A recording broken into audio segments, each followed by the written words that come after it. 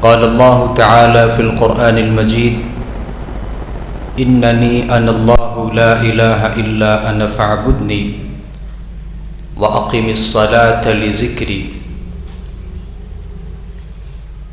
گفتگو کے آغاز میں آپ بھائیوں کو مبارکباد دینا چاہوں گا۔ آپ انتہائی خوش نصیب لوگ ہیں جن کو اللہ رب العالمین نے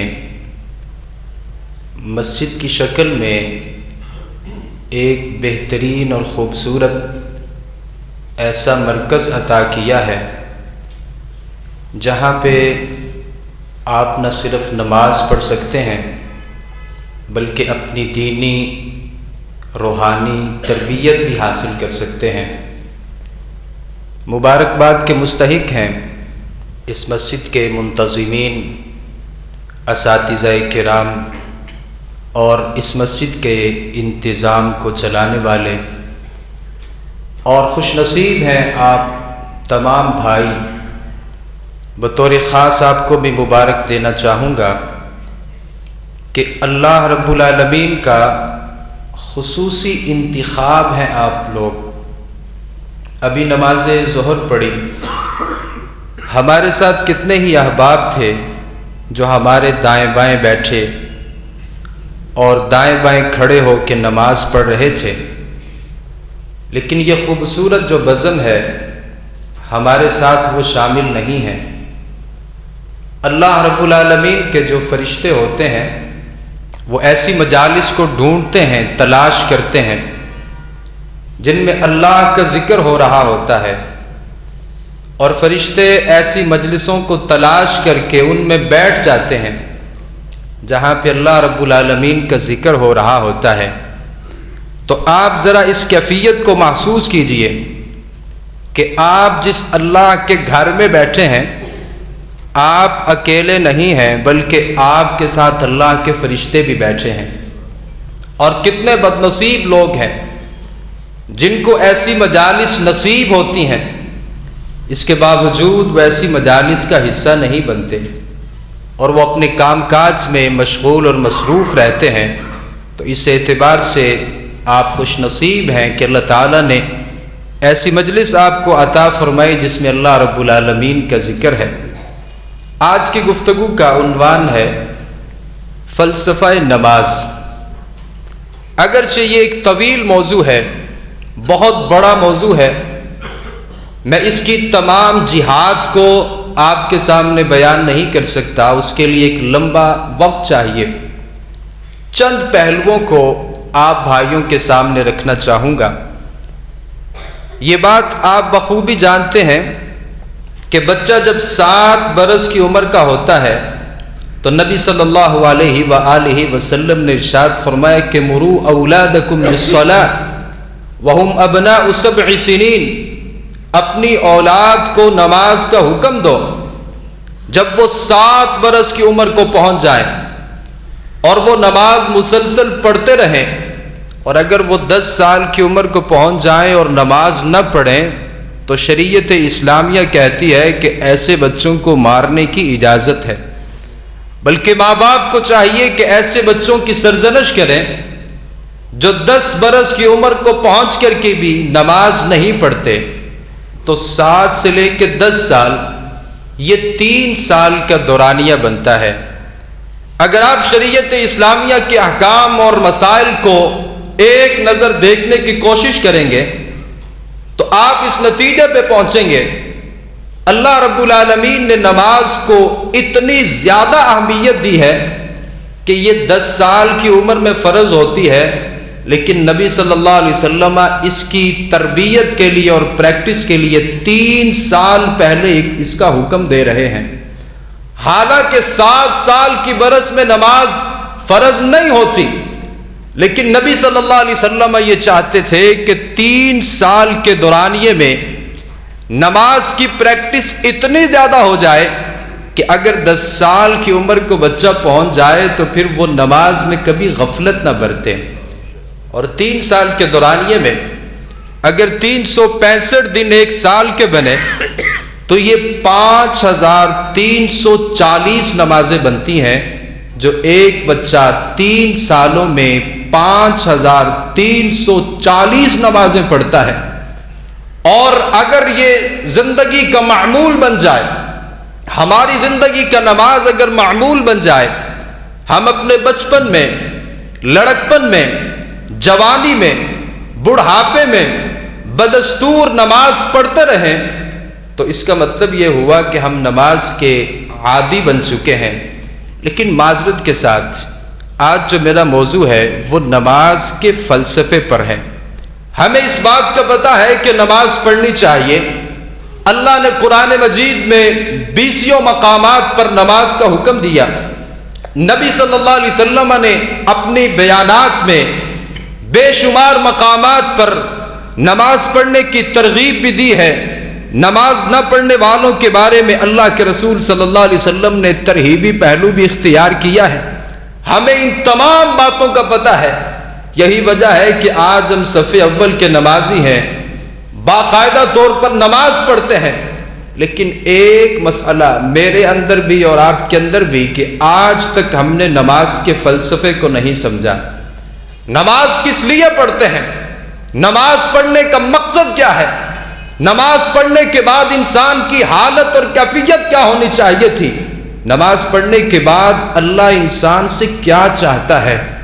اللہ کیوں انسان کو کہتا ہے کہ نماز پڑھو؟ نماز پڑھنے کا مقصد کیا ہے؟ اللہ انسان سے نماز پڑھانے کے بعد چاہتا کیا ہے کہ انسان کی تربیت کیسی ہو؟ یہ چیزیں آج تک میں نے سوچی نہیں ہے۔ میں نے اپنے بڑوں کو دیکھا، باپ دادا کو دیکھا، گلی میں احباب لوگوں کو دیکھا، اذان کے وقت وہ نماز پڑھنے کے لیے نکل جاتے تھے۔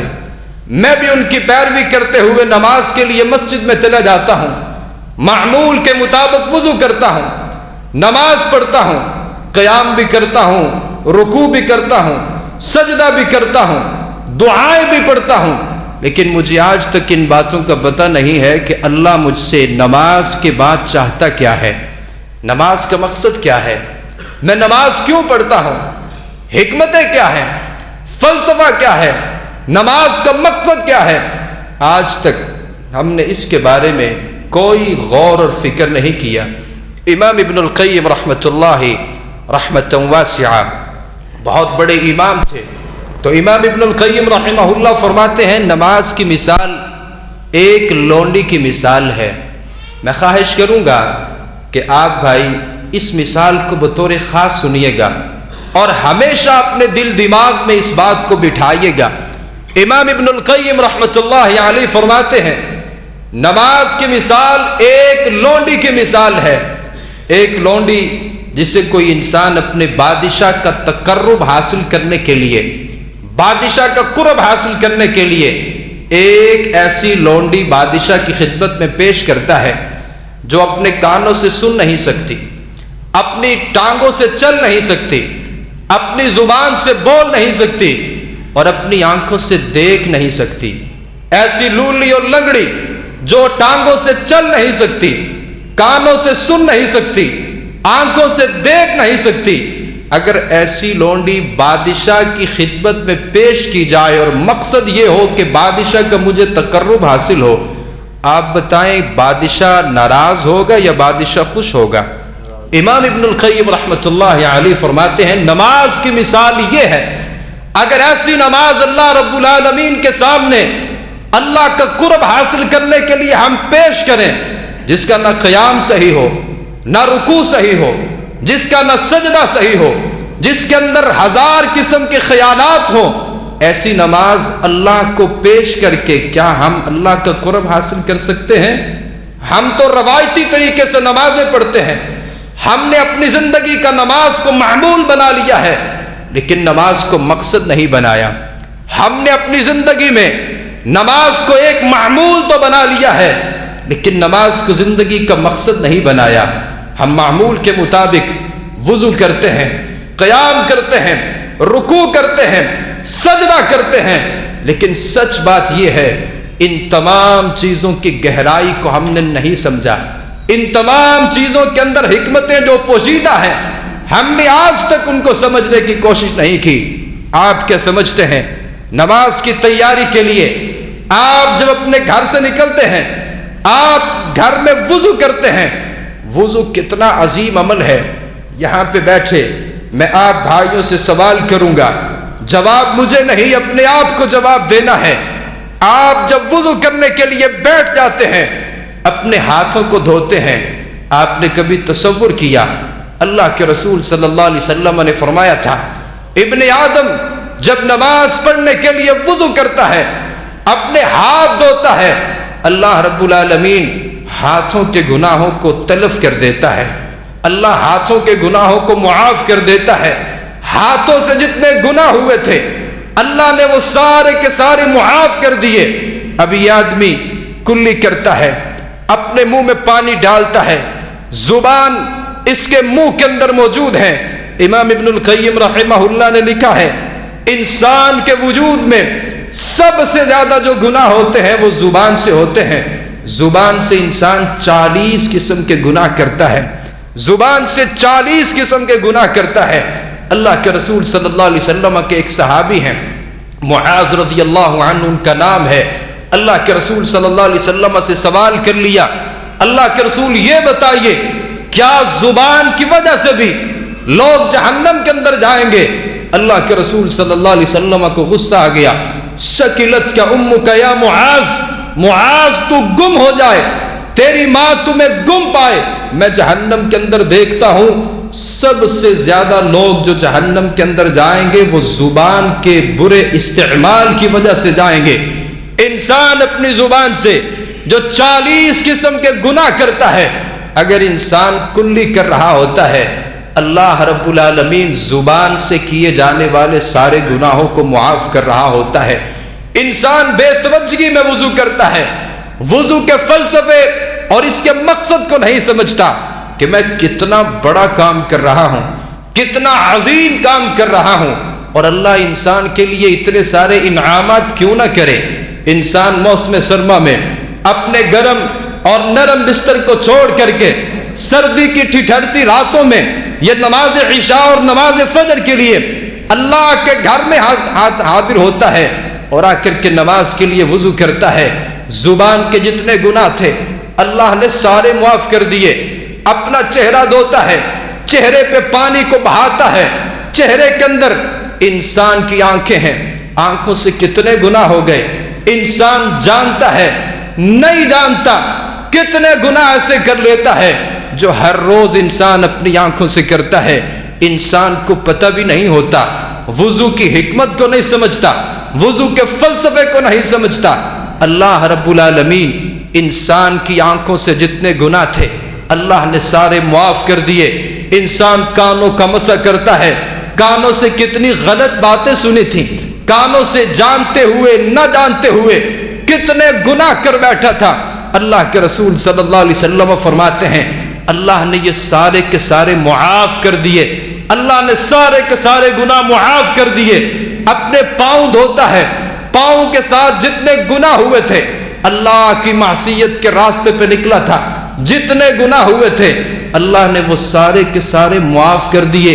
اب یہ انسان وضو کر چکا ہے، اپنے گھر میں اس انسان نے وضو کیا ہے، اللہ نے ہاتھوں کے گناہ معاف کر دیے، اللہ نے زبان کے گناہوں کو معاف کر دیا، اللہ نے کانوں آنکھوں کے گناہوں کو معاف کر دیا، ہاتھوں کے ساتھ پاؤں کے جتنے گناہ تھے اللہ نے سارے کے سارے معاف کر دیے۔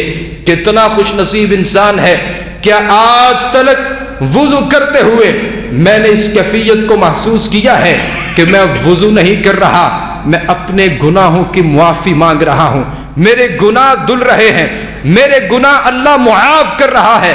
اپنے گھر سے نکلتا ہے، وضو اس نے گھر میں کیا ہوا ہے۔ اللہ کے رسول صلی اللہ علیہ وسلم کی صحیح روایت ہے، سنن ابی داود کے اندر روایت موجود ہے۔ اللہ کے رسول صلی اللہ علیہ وسلم فرماتے ہیں جو آدمی گھر سے وضو کر کے اللہ کے گھر کی طرف نکل رہا ہوتا ہے، اللہ کے گھر میں حاضر ہو رہا ہوتا ہے، نماز پڑھنا اس کا ارادہ ہے، نبی صلی اللہ علیہ وسلم فرماتے ہیں اللہ کے ہاں یہ آدمی کوئی معمولی انسان نہیں ہوتا، بلکہ فَأَجْرُهُ كَأَجْرِ الْحَاجِ الْمُحْرِمِ، اللہ کے رسول صلی اللہ علیہ وسلم فرماتے ہیں ایک وہ نمازی ہے جو گھر میں وضو کرتا ہے اور گھر سے وضو کر کے اللہ کے گھر کی طرف نکلتا ہے، سفر کرتا ہے، پیدل سفر کرتا ہے، ارادہ یہ ہے کہ مسجد میں جا کر کے نماز پڑھوں گا۔ اللہ کے رسول فرماتے ہیں ایک طرف یہ انسان ہے اور ایک طرف وہ آدمی ہے جس نے اپنے گھر بار کو چھوڑا، سفر کیا، بیت اللہ کی طرف جاتا ہے، جا کر کے حج کرنے کا ارادہ ہے، جس نے اپنے اوپر ایک احرام باندھا ہوا ہے اور کعبہ کا طواف کر رہا ہے، لبیک اللہم لبیک دعائیں پڑھ رہا ہے۔ اللہ کے رسول صلی اللہ علیہ وسلم فرماتے ہیں اپنے گھر سے وضو کر کے اللہ کے گھر کی طرف جانے والا اس کا اجر، اور اللہ کے گھر کا طواف کرنے والا وہ حاجی جس نے احرام باندھا ہوا ہے، اللہ کے رسول صلی اللہ علیہ وسلم فرماتے ہیں دونوں کا اجر برابر ہے، دونوں کا اجر برابر ہے۔ ہم نے آج تک اس بات کو سمجھا کہ میں جو وضو کرتا ہوں، مسجد کی طرف نکلتا ہوں، اللہ کے گھر میں جا کر کے قیام رکوع سجدہ کرنا چاہتا ہوں، کتنا عظیم عمل ہے۔ ہم نے تو نماز کو اپنی روایت بنا لیا ہے، اپنا معمول بنا لیا ہے، معمول کے مطابق بے توجہی نماز پڑھنے کے لیے آتے ہیں، پتہ ہی نہیں ہے، مقصد کا پتہ نہیں ہے، ثواب کتنا عظیم ہے۔ آج تک ہم نے اس بارے میں کوئی سمجھنے کی کوشش ہی نہیں کی۔ اللہ کے رسول صلی اللہ علیہ وسلم کی روایات کو سامنے رکھ کے اللہ کی قسم اٹھا کے کہتا ہوں آپ وضو کرنے کے لیے بیٹھیں گے، آپ کو لذت محسوس ہوگی، سردیوں میں ٹھنڈا پانی کوئی حیثیت نہیں رکھے گا جب آپ کو پتا ہوگا ہاتھ دھونے کا ثواب کتنا ہے، پاؤں دھونے کی لذت کتنی زیادہ ہے، اپنی کلی اور کان کا مسح کرنے کا ثواب کتنا بڑا ہے۔ یہ ساری چھوٹی موٹی پریشانیاں ختم ہو کے ایک عظیم مقصد کے لیے آپ وضو کر رہے ہوں گے، اللہ کی طرف سے ثواب بھی ہے۔ مؤذن اذان دیتا ہے اللہ اکبر اللہ اکبر، ہم نے نماز کے لیے اذان کو بھی معمول بنا لیا ہے۔ ہمیں دن میں 5 مرتبہ کم از کم ہمارے کانوں میں حی علی الصلاۃ حی علی الفلاح کی آواز آتی ہے، کم از کم 5 دفعہ۔ ایک گھر کے ارد گرد کافی ساری مساجد ہوتی ہیں، تو مجھے تو لگتا ہے کئی مرتبہ ہم میں سے ہر شخص اذان سنتا ہے۔ کبھی ہم نے اذان کے کلمات کو سمجھنے کی کوشش کی؟ مؤذن جب اذان دیتا ہے اللہ اکبر اللہ اکبر، ہمیں مطلب آتا ہے اللہ سب سے بڑا ہے، لیکن گہرائی میں جا کے ہم نے آج تک سمجھنے کی کوشش نہیں کی اللہ اکبر کا مطلب کیا ہے۔ اللہ اکبر کا مطلب ہے اللہ اکبر من کل شیء، اللہ ہر چیز سے بڑا ہے۔ دنیا کے اندر جو کچھ ہے، دنیا کے اندر جتنی بھی نعمتیں ہیں، جتنی بھی چیزیں ہیں، میں کون ہوں، میرا کاروبار کیا ہے، میری مصروفیات کیا ہے، میں اللہ اکبر پڑھنے کے سننے کے بعد بھی اپنے کاروبار میں مصروف ہوتا ہوں، اپنی مشغولیات میں مصروف ہوتا ہوں۔ اللہ رب العالمین نے اس نام کے اندر کتنی عظمت رکھی ہے۔ مؤذن اذان دیتا ہے اللہ اکبر اللہ اکبر، اللہ سب سے بڑا ہے۔ ہم یہ سمجھتے ہیں کہ اللہ سب سے بڑا ہے، لیکن مؤذن کا مقصد یہ نہیں ہوتا۔ مؤذن کا مقصد ہوتا ہے تو کاروبار میں مصروف ہے، کاروبار بہت بڑا ہے، لیکن اللہ کا نام آ چکا ہے، اللہ کا نام تیرے کاروبار سے بھی بڑا ہے، اللہ کا نام تیری مصروفیات سے بھی بڑا ہے، تیری 1000 مصروفیات ہیں، لیکن اللہ اکبر، اللہ کا نام آ چکا ہے، اللہ کا بلاوا آ چکا ہے۔ مؤذن اذان دیتا ہے حی علی الصلاۃ، آؤ کامیابی کی طرف۔ مؤذن کون ہوتا ہے؟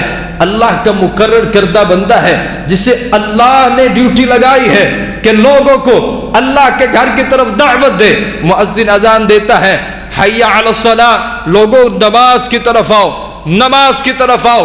پیغام مؤذن کا نہیں ہوتا، پیغام اللہ کا ہوتا ہے۔ میں آپ بھائیوں سے ایک سوال کرنا چاہوں گا، بہت بڑا بندہ جسے آپ بہت بڑا سمجھتے ہو، وہ آپ کو اپنی شادی پہ، اپنے پروگرام پہ، اپنی کسی دعوت پہ آپ کو بلائے، آپ تو خوشی کی وجہ سے پھولیں گے سمائیں گے نہیں، آپ کہیں گے ایک بہت بڑے بندے نے اپنے پروگرام میں مجھے انوائٹ کیا ہے، مجھے دعوت دی ہے، میں اچھا لباس پہنوں گا، اپنی تمام تر مصروفیات کو ترک کروں گا، بڑے بندے کے بلاوے پہ میں اپنے سر کے بل بھی پہنچ جاؤں گا کہ ایک بڑے بندے نے مجھے بلایا ہے، میں اس کی دعوت کو کبھی مس نہیں کروں گا، سعادت سمجھوں گا، چھوٹا بندہ ہوں، بڑے بندے نے اپنے فنکشن میں مجھے بلایا ہے۔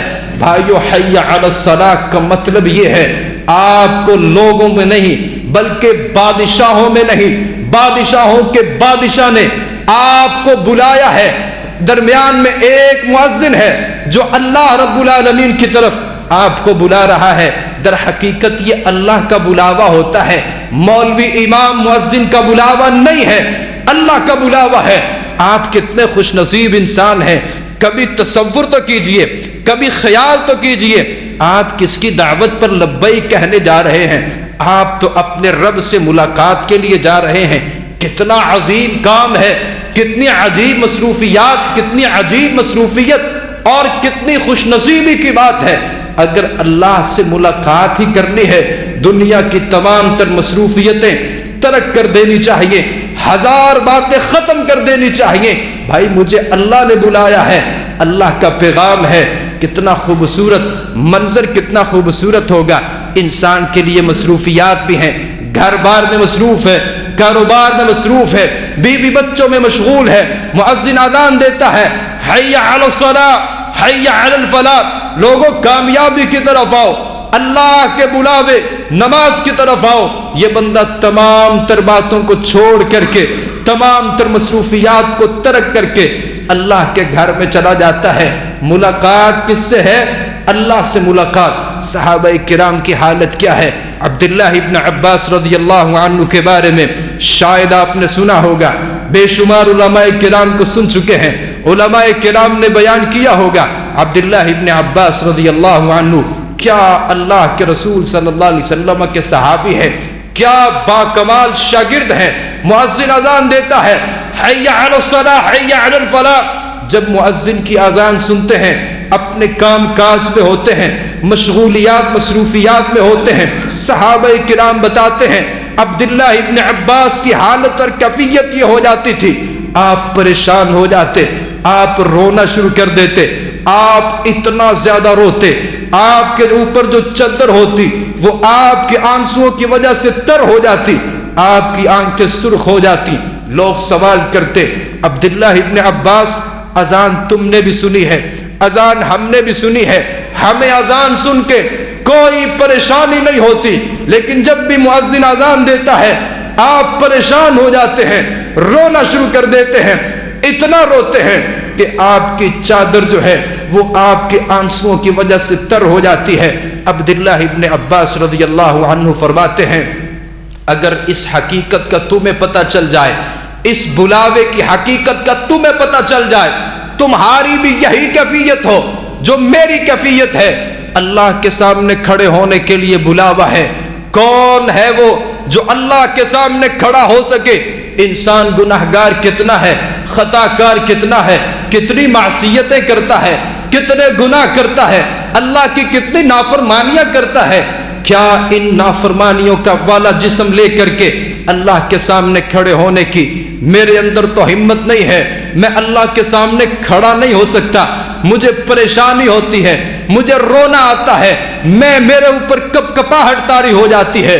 اللہ اکبر، اللہ اکبر، حی علی الصلاۃ حی علی الفلاح کی جو آوازیں ہیں یہ مجھے پریشان کر دیتی ہیں۔ اللہ سے حاضری کا وقت ہے، اللہ سے ملاقات کا وقت ہے، اللہ سے باتیں کرنے کا وقت ہے، میں پریشان ہوں۔ بادشاہوں کے بادشاہ کے سامنے کیسے کھڑے ہوں گا؟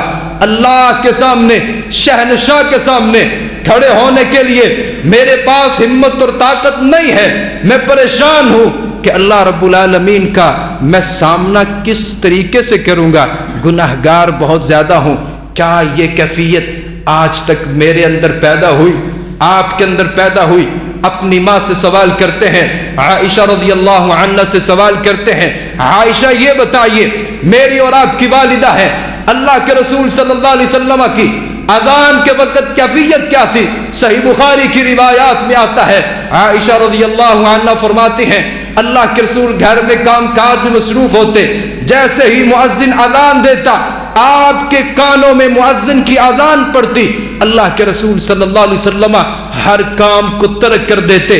اللہ کے رسول ہماری مجلس میں بیٹھے ہوتے تھے، کیفیت یہ ہوتی اللہ کے رسول صلی اللہ علیہ وسلم ہمیں ایسے لگتا جیسے اللہ کے رسول ہمیں پہچانتے ہی نہیں ہے، جیسے اللہ کے رسول کا ہمارے ساتھ کوئی تعلق نہیں ہے، ہمارا تعلق اجنبیت والا تعلق بن جاتا۔ بھائیو، ہم نے جس پیغمبر کا کلمہ پڑھا ہے، اذان سننے کے بعد اس کی کیفیت یہ ہو جاتی تھی، کیوں میں بدلتا نہیں ہوں؟ میرے کانوں میں ہزاروں اذانیں پڑی ہیں، مجھے بچپن بھی میرا گزر گیا، لڑکپن بھی گزر گیا، جوانی بھی گزر گئی، آج بڑھاپے پہ آن پہنچا ہوں، لیکن اذان سننے کے بعد میں اپنی مصروفیات کو کیوں ترک نہیں کرتا؟ میں اپنی مشغولیات کو کیوں خیر آباد نہیں کرتا؟ ساری دنیا کے کاموں کو ترک کر کے اللہ کے گھر کی طرف کیوں نہیں جاتا؟ جس کا کلمہ پڑھا ہے وہ تو اذان سننے کے بعد مسجد میں جاتا تھا۔ فلسفہ یہ ہے، اللہ سب سے بڑا ہے، اللہ کا کام بھی سب سے بڑا ہے، اللہ کی دعوت سب سے بڑی ہے، ہمیں اذان کے بعد مسجد میں آ جانا چاہیے۔ آپ مسجد میں آتے ہیں، امام صاحب نماز کے لیے آگے کھڑے ہوتے ہیں، آپ صف بناتے ہیں، کبھی آپ نے اس بات کا تصور اور کبھی خیال پیدا کرنے کی دل دماغ میں کوشش کی ہے کہ میں ایک صف میں کھڑا ہو گیا ہوں، ایک صف میں 20 لوگ کھڑے ہو چکے ہیں، بڑا بندہ بھی ہے، چھوٹا بھی ہے، امیر بھی ہے، غریب بھی ہے، کالا بھی ہے، گورا بھی ہے، اور دنیا جہان کی کسی بھی خطے کے ساتھ تعلق رکھنے والا ہے۔ دین اسلام نے ہمیں اخوت کے اندر پرو دیا ہے، ہم آپس میں بھائی بھائی بن چکے ہیں، ایک صف میں کھڑے ہو کے دین ہمیں مساوات کا سبق دیتا ہے۔ ہم نے کبھی صف کے اندر کھڑے ہو کر کے محسوس کیا ہے میں زیادہ مالدار تھا، میں زیادہ بڑا تھا، بڑے کنبے کے ساتھ تعلق ہے، بڑی برادری کے ساتھ تعلق ہے، میرے ساتھ چھوٹا بندہ کھڑا ہے؟ آج تک یہ کیفیت میرے اندر تو پیدا نہیں ہوئی، آپ کے اندر تو پیدا نہیں ہوئی۔ ایک صف میں کھڑے ہونے کا جو فلسفہ تھا ہم نے آج تک اسے اپنے دل دماغ میں بٹھایا ہی نہیں ہے۔ ایک صف میں باجماعت نماز پڑھنے کا فلسفہ یہ تھا، مقصد یہ تھا ہمیں اس بات کا پتہ چل سکے مسلمان ہیں، آپس میں بھائی بھائی ہیں، کالے گورے کا کوئی فرق نہیں ہے، امیر غریب کا کوئی فرق نہیں ہے۔ جو اللہ کے گھر میں آ چکا ہے، ایک صف میں کھڑا ہو چکا ہے، جو اللہ سے ڈرنے والا ہے، اللہ کے ہاں یہی بہترین انسان ہے۔ ہمیں عدل اور مساوات کا سبق ملتا ہے۔ مؤذن اقامت پڑھتا ہے، امام صاحب آگے بڑھتے ہیں، وہ آپ کو نماز پڑھاتے ہیں، اللہ اکبر کے لیے آپ اپنے ہاتھوں کو اٹھاتے ہیں۔ بھائیوں، جب بھی نماز پڑھا کریں اللہ کے رسول صلی اللہ علیہ وسلم کی اس حدیث کو یاد رکھیے گا۔ نبی صلی اللہ علیہ وسلم نے فرمایا تھا تعبد اللہ کأنک ترا، اس کیفیت کے ساتھ نماز پڑھو کہ آپ اللہ کو دیکھ رہے ہیں، اللہ کو دیکھ رہے ہیں، اللہ آپ کے سامنے ہے، آپ اپنی آنکھوں سے اپنے رب کو دیکھ رہے ہو۔ اور اگر یہ کیفیت پیدا نہیں ہوتی تو کم از کم یہ خیال کر لیجئے اللہ آپ کو دیکھ رہا ہے۔ بڑے آدمی کے سامنے ہم بڑے اطمینان سے کھڑے ہوتے ہیں، بڑے سکون سے کھڑے ہوتے ہیں، بڑے ادب کے ساتھ کھڑے ہوتے ہیں، بڑی عاجزی کے ساتھ کھڑے ہوتے ہیں، بڑی انکساری کے ساتھ کھڑے ہوتے ہیں۔ آپ بادشاہوں کے بادشاہ کے سامنے ایک مانگت کی حیثیت سے کھڑے ہیں، آپ نے اپنے ہاتھوں کو اٹھا کر کے اس کیفیت کا اظہار کیا ہے۔ آپ سمجھتے ہیں کہ ہاتھوں کو اٹھانے کا مطلب کیا ہے؟ آپ جب اپنے ہاتھوں کو اٹھا لیتے ہیں اسے ہینڈ ریز کہتے ہیں، مطلب یہ ہے آپ نے اپنے ہاتھوں کو اٹھا کر کے اپنی لاچاری کا اظہار کر دیا۔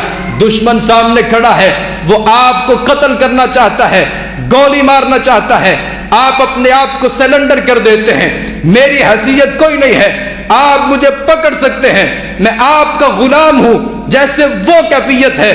اللہ رب العالمین کے سامنے آپ جب اپنے ہاتھوں کو اٹھاتے ہیں آپ اپنی عاجزی کا اظہار کر رہے ہوتے ہیں۔ اگرچہ میں عملی طور پہ تو کر رہا ہوتا ہوں لیکن میرا دل دماغ ان باتوں کو قبول نہیں کر رہا۔ بھائیو، دل دماغ کو حاضر کیجئے۔ آپ جب اللہ کے سامنے کھڑے ہوتے ہیں آپ نے اپنے ہاتھوں کو اٹھا لیا، اللہ کو در حقیقت آپ پیغام دینا چاہتے ہیں، اللہ سے گزارش کرنا چاہتے ہیں، اللہ میرے تیرے سامنے ہاتھ اٹھے ہیں، میں نے تیرے سامنے اپنے ہاتھوں کو اٹھا لیا ہے، میری کوئی حیثیت نہیں ہے، میں تیرا منگتا ہوں، میں تیرا غلام ہوں، تو مجھے جو کہے گا اللہ میں ویسے زندگی گزاروں گا۔ آپ اپنے ہاتھوں کو اپنے سینے پہ باندھ لیتے ہیں، گویا اللہ رب العالمین کے سامنے آپ اپنے ہاتھ جوڑ کر کے کھڑے ہو جاتے ہیں۔ آپ سمجھتے ہیں ہاتھوں کو جوڑنے کی کیفیت کیا ہوتی ہے؟ آپ کسی کے سامنے اگر ہاتھوں کو جوڑتے ہیں، اس کا مطلب کیا ہے؟ آپ نے اللہ رب العالمین کے سامنے ہاتھوں کو جوڑ دیا، مطلب یہ ہے اللہ سارا کچھ تو ہے، میرے ہاتھ تیرے سامنے بندھے ہیں۔ آپ کو پتہ ہے مجرم کی حالت یہ ہوتی ہے، اس کے ہاتھ بندھے ہوئے ہوتے ہیں، ہاتھ کڑی لگی ہوتی ہے، کچھ نہیں کر سکتا۔ آپ پیغام یہ دینا چاہتے ہیں اللہ تیرے سامنے میں نے اپنے ہاتھوں کو ہاتھ کڑی لگا لی ہے، اللہ میری کوئی حیثیت نہیں ہے، میں نے تیرے سامنے اپنے ہاتھوں کو جوڑ کر کے تیرے سامنے اپنے ہاتھوں کو باندھ دیا ہے، اللہ جیسے تو کہے گا میں ویسے نماز پڑھوں گا، ویسے زندگی گزاروں گا۔ آپ کی تسلی نہیں ہوئی، آپ رکوع کے اندر چلے گئے۔ آپ رکوع کے اندر کیفیت کیا ہے؟ جیسے ایک جانور کی حیثیت ہے، اللہ نے آپ کو انسان بنایا تھا، آپ ایک جانور کی حیثیت اختیار کر کے اللہ سے دعا کر رہے ہیں، اللہم سبحان ربی العظیم، اللہ تو سب سے بڑا ہے، سب سے پاکیزہ ہے، تمام پاکیزیاں تیری ہیں، اللہ تو سب سے بڑا ہے۔ میری تسلی وہاں پہ بھی نہیں ہوتی، میں سیدھا سجدے کے اندر چلا جاتا ہوں، اپنی پیشانی کو جھکا لیتا ہوں۔ اللہ سے در حقیقت میں کہنا یہ چاہ رہا ہوں، اللہ یہ پیشانی یہ ناک، جس ناک کو میں کبھی کٹوانے نہیں دیتا، اس ناک کی خاطر میں کتنے کام کر لیتا ہوں۔ اللہ رب العالمین کے سامنے میں اپنی ناک کو زمین پہ رگڑتا ہوں، اپنے ماتھے کو زمین پہ جھکاتا ہوں۔ اللہ کے سامنے کیفیت کیا ہے؟ آپ کبھی سوچئے سجدے میں جانے کے بعد انسان کی حالت کیا ہوتی ہے، عاجزی کا کیا انداز ہے، اور عاجزی کی انتہا ہے کہ آپ اللہ کے قدموں میں اپنا سر رکھ کر کے سبحان ربی الاعلیٰ کہتے ہیں۔ آج تک میری کیفیت اور میرا دل ان باتوں کو کیوں تسلیم نہیں کرتا؟ روایتی طریقوں سے نماز کیوں پڑھتا ہوں، سجدہ کرتا بھی ہوں لیکن سجدہ کرتا بھی نہیں ہوں، میں سجدہ تو کرتا ہوں لیکن میری کیفیت نہیں بنتی جو ایک کیفیت بننی چاہیے۔ سبحان ربی الاعلیٰ پڑھتے ہیں، کبھی رب اغفر لی کہ اللہ سے منتیں مانگتے ہیں، کبھی دعا کرتے ہیں اللہم باعد بینی وبین خطایای کما باعدت بین المشرق والمغرب، اللہ جیسے مشرق اور مغرب کے درمیان اللہ تو نے دوری ڈالی ہے، مجھے اور میرے گناہوں کو ایسے دور کر دے۔ میں سمجھتا ہوں اگر نماز کو اس کے فلسفے کے مطابق پڑھیں، اگر نماز کی دعاؤں کو ترجمہ اور تشریح کے ساتھ ہمیں نماز پڑھیں، ہمیں اس کا ترجمہ آتا ہو، اس کا معنی آتا ہو، اس کا مفہوم آتا ہو، اور نماز کے اندر اس کے ترجمے کو ملحوظ خاطر رکھتے ہوئے ہم نماز پڑھیں تو اللہ کی قسم ہے فلسفہ نماز سمجھ آ سکتا ہے، نماز کا مقصد سمجھ آ سکتا ہے۔ ہم اللہ سے دعائیں کرتے ہیں، اللہ کے سامنے عاجزی، انکساری اور اللہ کے سامنے تواضع اختیار کرتے ہیں۔ اللہ کی قسم ہے جس بندے کو نماز کا فلسفہ آ جاتا ہے پھر وہ صحابہ جیسی نماز پڑھتا ہے۔ جناب ابوبکر صدیق رضی اللہ عنہ کیا نماز کی کیفیت ہے، قرآن پڑھنے کا کیا انداز ہے، اللہ کے سامنے کھڑے ہونے کا انداز ہی بڑا مختلف ہے۔ انہیں فلسفہ نماز کا پتہ تھا، نماز کی حکمتوں کا پتہ تھا۔ جناب جناب ابوبکر رضی اللہ عنہ، اللہ کے رسول بیمار ہیں، آپ نماز نہیں پڑھا سکتے، اللہ کے رسول فرماتے ہیں مرو ابا بکر فلیصلی بالناس، لوگوں ابو بکر کو حکم دیجئے وہ لوگوں کو نماز پڑھائیں۔ جناب ابو بکر صدیق رضی اللہ عنہ کی حالت یہ ہے، آپ جب نماز کے اندر کھڑے ہوتے زاروں کی تار سے رونا شروع کر دیتے، اتنا روتے عائشہ رضی اللہ عنہا نے صحابہ کرام کو منع کر دیا ابو بکر کو نماز کے لیے حکم نہ دیجئے، ابو بکر جب نماز پڑھائیں گے اتنا زیادہ روئیں گے صحابہ کرام کے لیے پیچھے نماز پڑھنا مشکل ہو جائے گا۔ اللہ کے رسول کا حکم ہے، جناب ابو بکر نماز پڑھاتے ہیں، زاروں کی طرح روتے ہیں۔ مقصد یہ ہے کہ فلسفہ نماز کا پتہ تھا، ابھی مکہ مکرمہ کے اندر ہے، نماز کے لیے اپنے گھر سے باہر نماز پڑھتے ہیں، اونچی آواز میں قرآن مجید کی تلاوت کرتے ہیں، مکہ کے بچے بھی جمع ہو جاتے ہیں، مکہ کی خواتین بھی جمع ہو جاتی ہیں، جناب ابو بکر صدیق رضی اللہ عنہ نماز پڑھتے ہیں، حالت یہ ہے خود بھی روتے ہیں، کافر چھوٹے چھوٹے بچے عورتیں بھی روتی ہیں۔ نماز کا مطلب آتا تھا، جناب عمر فاروق رضی اللہ عنہ کا نام آپ نے سنا ہوگا، باتیں بھی سنی ہوں گی، کارنامے بھی سنے ہوں گے، ان کی سختی کو بھی سنا ہوگا، آج ان کی نرمی کو بھی سن لیجئے۔ جناب عمر فاروق رضی اللہ عنہ جب بادشاہوں کے بادشاہ کے سامنے کھڑے ہوتے تھے، آپ جب قیام کرتے تھے، رکوع کرتے تھے، سجدہ کرتے تھے، اتنا زیادہ روتے تھے۔ امام ابن المبارک رحمت اللہ علیہ نے ان تمام واقعات کو ذکر کیا ہے، حافظ ذہبی نے ان تمام واقعات کو ذکر کیا ہے۔ جناب عمر فاروق رضی اللہ عنہ فلسفہ نماز کو سمجھتے تھے، نماز کی حکمتوں کو سمجھتے تھے، نماز میں کھڑے ہوتے اللہ رب العالمین کے سامنے کھڑے ہونے کا انداز یہ تھا، زاروں کی طرح روتے، اتنا روتے کہ آپ کے چہرے پہ آنسو نکل نکل کر کے ان کی گالوں پہ پانی کے دو جیسے قطرات مسلسل گرنے کی وجہ سے ان کے چہروں پہ دو سیاہیاں پڑی ہوئی تھیں، ہر دیکھنے والے کو پتہ چلتا تھا۔ جناب عمر فاروق رضی اللہ عنہ اللہ کے سامنے جب کھڑے ہوتے ہیں کیفیت یہ ہوتی ہے، اور بسا اوقات نماز پڑھتے اللہ کے سامنے اتنے زیادہ روتے کہ آپ بیمار ہو جاتے۔ صحابہ کرام فرماتے ہیں، صحابہ کرام تعزیت کرنے کے لیے جناب عمر فاروق رضی اللہ عنہ کے پاس آیا کرتے تھے۔ آپ جب نماز پڑھتے آپ اللہ رب العالمین کی صحیح معنوں میں عاجزی اختیار کیا کرتے تھے، انکساری اختیار کیا کرتے تھے۔ نماز کا جو اصل مقصد ہے اللہ کی خشیت، اللہ کا ڈر صحیح معنوں میں ان صحابہ کرام کے اندر موجود تھا۔ عبداللہ ابن زبیر کو آپ نے سنا ہے، عبداللہ ابن زبیر اللہ کے رسول کے صحابی ہیں۔ نماز کی کیفیت یہ ہے، نماز کے لیے جب کھڑے ہو جاتے سیدنا زبیر رضی اللہ عنہ جب نماز کے لیے کھڑے ہوتے ایسے جم کے کھڑے ہوتے تھے، تابعین فرماتے ہیں جیسے کھجور کا ایک تنا کھڑا ہے جو حرکت بھی نہیں کرتا، اتنی دیر تک جناب زبیر رضی اللہ عنہ اللہ کی عبادت میں کھڑے رہتے۔ دیکھنے والا سمجھتا، دیکھنے والا خیال کرتا جیسے کوئی انسان نہیں بلکہ کھجور کا ایک تنا ہے۔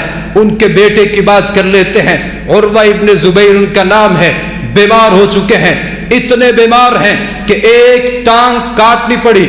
طبیبوں نے کہا، ڈاکٹروں نے کہا، حکیموں نے کہا کہ ان کی ایک ٹانگ کو کاٹا جائے گا، بے ہوش کیا جائے گا، ایک ٹانگ کو کاٹ دیا جائے گا۔ سیدنا عروہ ابن زبیر رحمت اللہ علیہ تابعی ہیں، کہا بے ہوش کرنے کی ضرورت نہیں ہے، میں اللہ کے سامنے کھڑا ہونا چاہتا ہوں، میں 2 رکعت نماز پڑھنا چاہتا ہوں، جب اللہ کے سامنے کھڑا ہو جاؤں گا میں قیام رکوع سجدے میں جاؤں گا، میں اللہ کی جب عبادت کر رہا ہوں گا آپ اس وقت میری ٹانگ کو کاٹ دینا، مجھے اس کا اندازہ تک نہیں ہوگا۔ چشم فلک نے دیکھا عروہ ابن زبیر نماز پڑھ رہے ہیں، عروہ ابن زبیر نماز پڑھ رہے ہیں، طبیبوں نے ٹانگ کو کاٹ دیا اور عروہ ابن زبیر کو کوئی پریشانی نہیں ہوئی۔ امام بخاری کا نام آپ نے سنا ہے، جن کو فلسفہ نماز آتا تھا، جن کا نماز کے اندر دل لگتا تھا، نماز جن کی مصروفیت تھی اور نماز جن کا مقصد تھا۔ ہم نے تو اس کو اپنا معمول بنا لیا ہے، فیشن بنا لیا ہے، بھائی نماز نہیں پڑھوں گا، اپنے آپ کو مسلمان کیسے کہلاؤں گا، نماز نہیں پڑھوں گا، گھر والے روکیں گے، نماز نہیں پڑھوں گا، محلے والے کہیں گے مسلمان نہیں ہے، نماز نہیں پڑھوں گا، تو بھئی داڑھی ہے، لوگ کہیں گے بھئی تم نماز کیوں نہیں پڑھتے، میں تو لوگوں کی باتوں کی وجہ سے نماز پڑھتا ہوں۔ یہ صحابہ کرام ہے جو اللہ کو راضی کرنے کے لیے نماز پڑھتے تھے، جو اللہ کو راضی کرنے کے لیے اللہ کے سامنے کھڑے ہوتے تھے۔ امام بخاری رحمت اللہ علیہ نام آپ نے سنا ہے، 1000 مرتبہ نام سنا ہوگا، لیکن اللہ کے کیا بندے تھے۔ امام بخاری کے بارے میں نے پڑھا ہے، امام بخاری رحمت اللہ علیہ اللہ کے سامنے جب کھڑے ہوتے نماز میں اتنا خشوع ہوتا، اتنی عاجزی ہوتی، نماز کے اندر اتنی لگن ہوتی۔ ایک دفعہ دوستوں نے دعوت پہ بلایا، ایک باغ تھا، ظہر کی نماز وہاں پہ اپنے دوستوں کو نماز پڑھائی، نماز پڑھنے کے بعد 2 رکعتیں نماز پڑھنے کے لیے اٹھتے ہیں، سنتیں پڑھنے کے لیے اٹھتے ہیں، اور نماز کے بعد وہ 2 رکعت سلام پھیر کر کے اپنے ایک دوست سے کہا کہ میری قمیض کو اٹھا کر کے دیکھیے، کمر پہ یوں لگتا ہے جیسے کوئی تکلیف ہے۔ وہ آدمی کہتا ہے امام بخاری رحمہ اللہ کی کمر سے میں کپڑے کو ہٹاتا ہوں، وہاں پہ ایک بڑ تھا جس نے 17 مرتبہ امام بخاری رحمہ اللہ کو ڈسا تھا، لیکن نماز کو ترک نہیں کیا۔ سوال کر لیا، امام بخاری نماز پڑھ رہے تھے، آپ کو مسلسل ڈسا جا رہا تھا، آپ بدستور نماز میں تھے۔ امام بخاری رحمہ اللہ فرماتے ہیں نماز کی لذت اتنی زیادہ تھی، نماز کے اندر سکون اتنا زیادہ تھا، نماز کے اندر اطمینان اتنا زیادہ تھا، جتنی تکلیف تھی مجھے تو محسوس تک نہیں ہوئی۔ یہ ہمارے سلف تھے، ہمارے صحابہ کرام تھے جو نماز کو اس طریقے کے ساتھ پڑھا کرتے تھے، نماز جس کا ہم اور غم تھا، نماز جن کی صحیح معنوں میں پھر تربیت بھی انہی لوگوں کی کرتی ہے جو صحیح معنوں میں نماز پڑھتے ہیں۔ اور اگر تابعین اور تبع تابعین کی زندگی کو اگر ہم دیکھنا چاہیں، میں آخری باتیں کر رہا ہوں، زیادہ لمبی گفتگو نہیں کرنا چاہتا، آپ صحابہ کرام کے بعد تابعین اور تبع تابعین کی زندگی کو دیکھنا چاہتے ہیں، امام اعمش رحمۃ اللہ علیہ بہت بڑے امام ہیں، بہت بڑے امام ہیں۔ امام اعمش رحمہ اللہ کے بارے میں حافظ امام ذہبی رحمۃ اللہ علیہ نے اپنی کتاب کے اندر صحیح سند کے ساتھ اس بات کو ذکر کیا ہے، امام اعمش رحمۃ اللہ علیہ کی زندگی کے 70 سال گزر چکے ہیں، زندگی کے 70 برس گزر چکے ہیں۔ کسی نے سوال کر لیا امام احمد جب بھی اذان ہوتی ہے، آپ مسجد کے اندر ہوتے ہیں، جب بھی اذان ہوتی ہے اذان ہونے سے پہلے ہی آپ اللہ کے گھر میں ہوتے ہیں، کیا زندگی کی کوئی ایسی نماز ہے جو آپ نے بغیر جماعت کے پڑھی ہو؟ امام احمد رحمۃ اللہ علیہ پریشان ہو گئے، رونا شروع کر دیا، پریشانی کے عالم میں جواب دیا، کہا زندگی میں ایک نماز ہے، زندگی میں ایک نماز ہے، 70 سالہ زندگی میں ایک نماز ہے جو میں نے بغیر جماعت کے پڑھی ہے، پریشان ہوں، ایک نماز میں نے بغیر جماعت کے کیوں پڑھی ہے؟ بھائیو 70 سال تو اللہ نے ہم میں سے کتنے لوگوں کو عمر دی ہے، 70 برس ہم میں سے کتنے لوگ گزار چکے ہیں، اللہ کی قسم 70 سال تو بہت بڑی مدت ہے۔ ہماری 70 نمازیں ایسی نہیں ہیں جو ہم نے ساری کی ساری باجماعت پڑھی ہوں، 70 ہفتے ایسے نہیں ہیں، 70 دن ایسے نہیں ہیں، 70 سال تو بہت بڑی بات ہے۔ ہماری تو 7 نمازیں جماعت کے ساتھ مشکل ہو جاتی ہیں۔ امام اعمش رحمۃ اللہ علیہ 70 سال گزر چکے ہیں، صرف ایک نماز بغیر جماعت کے پڑھی ہے۔ اور امام سعید بن مسیب رحمۃ اللہ علیہ تابعین میں بہت بڑے تابعی ہے، بہت بڑے امام ہے۔ امام سعید خود فرماتے ہیں، امام سعید خود فرماتے ہیں زندگی کے 40 سال گزر چکے ہیں، میری 40 سال میں ایک نماز بھی بغیر جماعت کے نہیں ہے، ایک نماز بھی بغیر جماعت کے نہیں ہے۔ اگر آپ کو نماز کا فلسفہ سمجھ آ جاتا ہے، نماز کی حکمتیں سمجھ آ جاتی ہیں، نماز کا معنی مفہوم آپ کو سمجھ آ جاتا ہے، پھر نماز کے ساتھ میرا اور آپ کا دل لگ جاتا ہے۔ پھر میں ایک نماز پڑھنے کے بعد اگلی نماز کا انتظار کرتا ہوں، ایک نماز پڑھنے کے بعد اگلی نماز کا انتظار کرتا ہوں۔ میرا کاروبار میں دل نہیں لگتا، گھر بار میں دل نہیں لگتا، میرا دل مسجد کے ساتھ معلق رہتا ہے، اللہ کے گھر کے ساتھ پھر صحیح معنوں میں میرا دل لگ جاتا ہے۔ امام سعید بن مسیب فرماتے ہیں 40 سال گزر چکے، 40 سال گزر چکے ہیں، ایک نماز بھی بغیر جماعت کے نہیں پڑھی۔ امام اسحاق رحمت اللہ علیہ اللہ کے کیسے کیسے بندے تھے، امام ابو اسحاق ان کا نام ہے، نماز با جماعت فوت ہو گئی، نماز پڑھنے کے لیے مسجد میں نہیں آ سکے، اگلی نماز کے وقت مسجد میں آئے اور لوگوں سے شکوہ کیا۔ توجہ کے ساتھ سنیے گا، امام ابو اسحاق ایک نماز نہیں پڑھ سکے، اگلی نماز کے وقت جب مسجد میں آئے لوگوں سے شکوہ کیا، میری با جماعت نماز فوت ہو چکی، آپ میں سے ایک بندہ بھی میرے گھر تعزیت کرنے کے لیے نہیں آیا، مجھ سے نماز نہیں پڑھی گئی، میری نماز با جماعت فوت ہو گئی، تم میں سے ایک بندہ بھی میرے گھر میں تعزیت کرنے کے لیے نہیں آیا۔ اللہ کی قسم ہے میرا بیٹا مر جاتا 10,000 لوگ میرے گھر میں تعزیت کرنے کے لیے آتے اور 10,000 بندے میرے بیٹے کی تعزیت پہ آتے تو مجھے پریشانی کوئی خوشی نہ ہوتی، آج نماز باجماعت فوت ہو گئی, تم تو میرے گھر میں تعزیت کرنے کے لیے نہیں آئے, میرے گھر میں تعزیت کرنے کے لیے نہیں آئے. اللہ کے رسول صلی اللہ علیہ وسلم کی زندگی کو بھی دیکھ لیجئے, اللہ کے رسول بیمار ہیں, آپ چل نہیں سکتے, آپ اٹھ نہیں سکتے, آپ بیٹھ نہیں سکتے. اسی بیماری میں, جس بیماری میں اللہ نے اللہ کے رسول کو اپنے پاس بلا لیا تھا, آپ چارپائی پہ لیٹے ہیں, مؤذن اذان دیتا ہے, حی علی الصلاۃ حی علی الفلاح. اللہ کے رسول اٹھنے کی کوشش کرتے ہیں, آپ بیمار زیادہ ہیں, بے ہوش ہو کے گر جاتے ہیں. اللہ کے رسول کے اوپر پانی بہایا جاتا ہے, آپ کو ہوش دلائی جاتی ہے.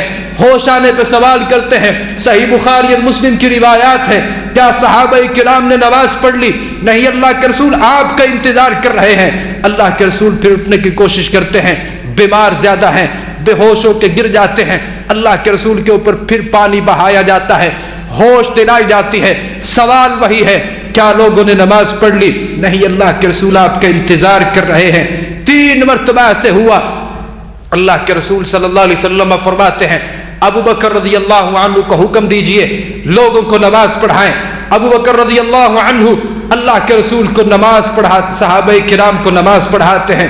چند دن گزرتے ہیں, اللہ کے رسول مسجد میں جا کے نماز پڑھتے ہیں. اللہ کے رسول امام الانبیاء بھی ہیں, سید الانبیاء بھی ہیں, اس دنیا میں سب سے عظیم انسان ہے.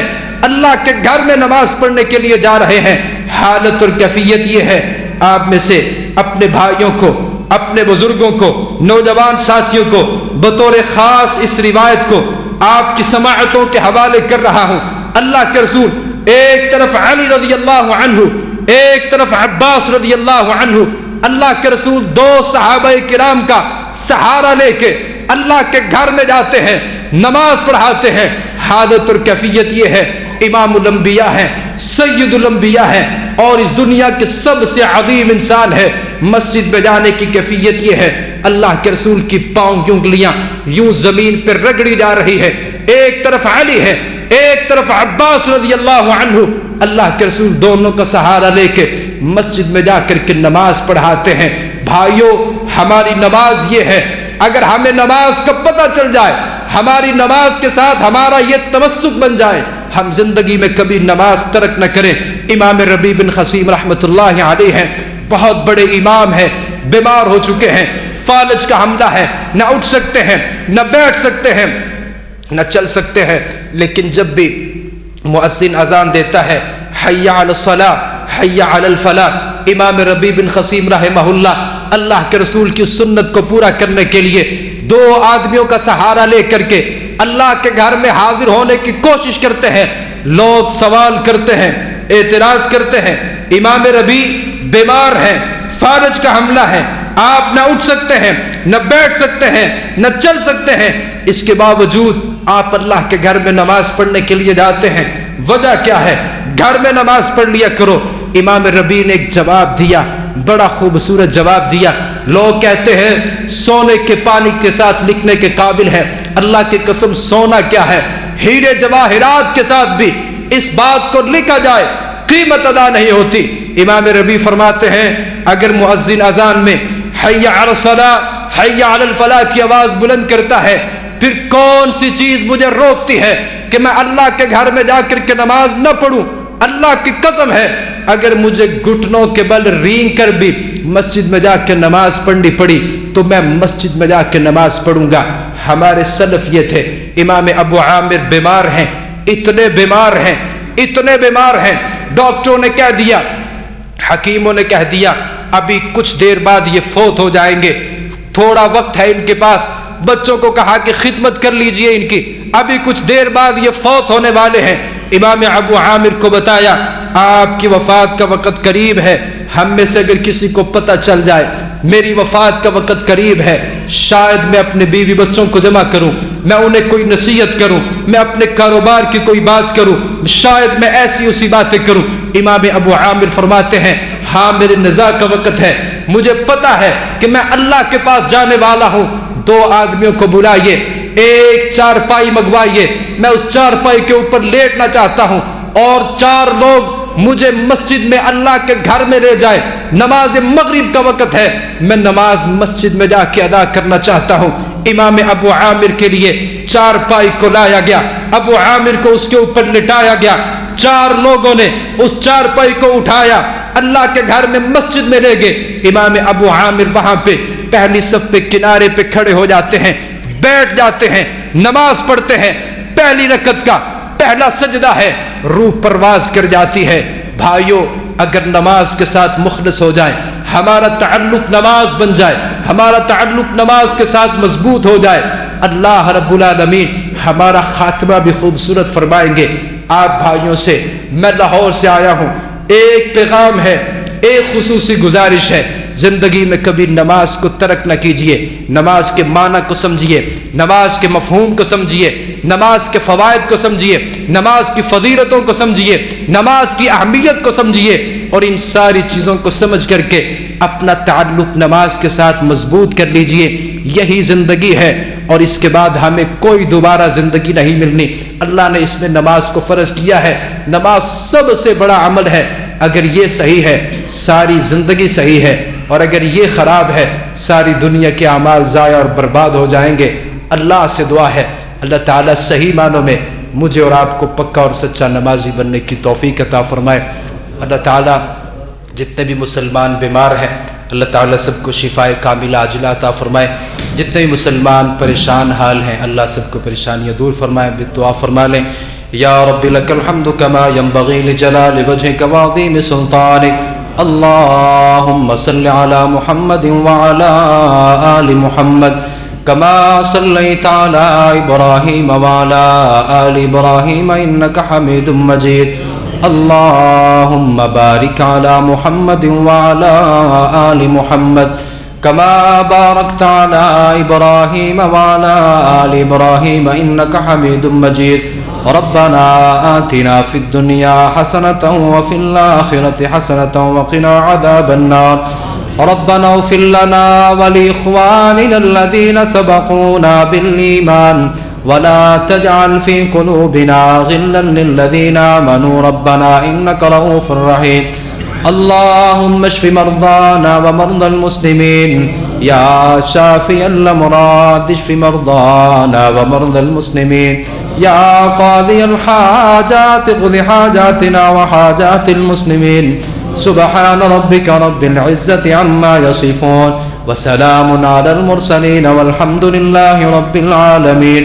سبحان ربك رب العزة عما يصفون وسلام على المرسلين والحمد لله رب العالمين۔